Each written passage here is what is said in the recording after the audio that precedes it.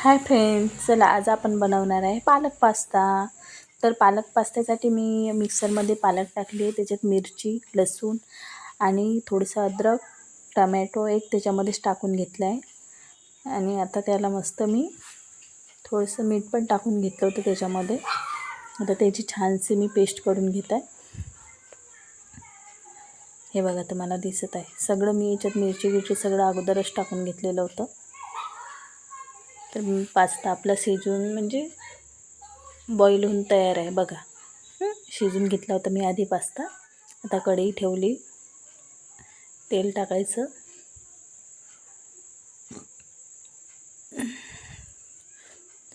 कांदा,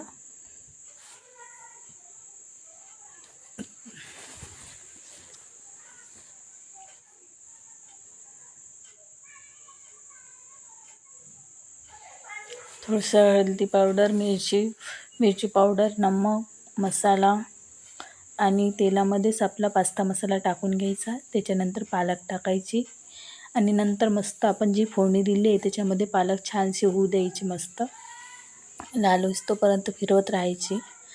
थोडंसं झाकण ठेवून द्यायचं थोडा वेळ, 2 मिनटं.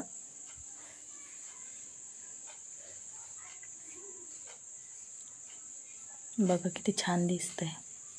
एकीकडे माझी भाजी पण शिजत आहे बघा. सकाळची घाई खूप असते ना, पण पोरांना आज पास्ता खायचा होता. ते पण पालक पास्ता, साधा नाही. साधा असला की आपलं पटापट होऊन जातं, पण पालक पास्ता म्हटलं की थोडा वेळ लागतोच आणि टेस्टी खायला पण खूप छान लागतो.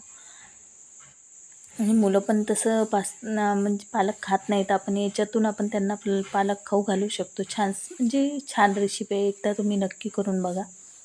बघा मी आणखी एक म्हणजे मसाला पॅकेट आणखी एक वरून टाकून घेतला आहे. आधी तेलामध्ये पण मी एक पॅकेट टाकून घेतलेलं होतं. त्याच्यानंतर पालक सगळं म्हणजे रेडी झाल्यानंतर मी एक पॅकेट टाकून घेतलं. आता आपण टाकूया पास्ता. बघा खूप छान लागते पास्ता. मी तर एकदा केला तेव्हापासून पोरांना नुसतं पालक पास्ता करतात.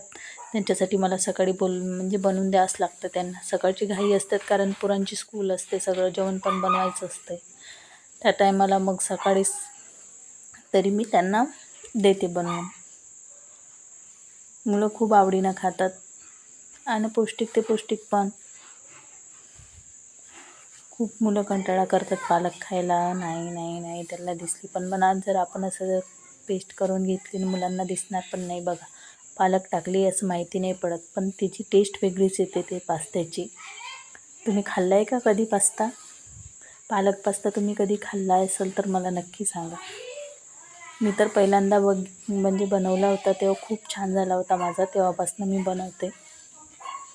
मुलांना आवडते म्हणून मला पण असं वाटलं की मला तुमच्यासोबत पण ही रेसिपी शेअर करा.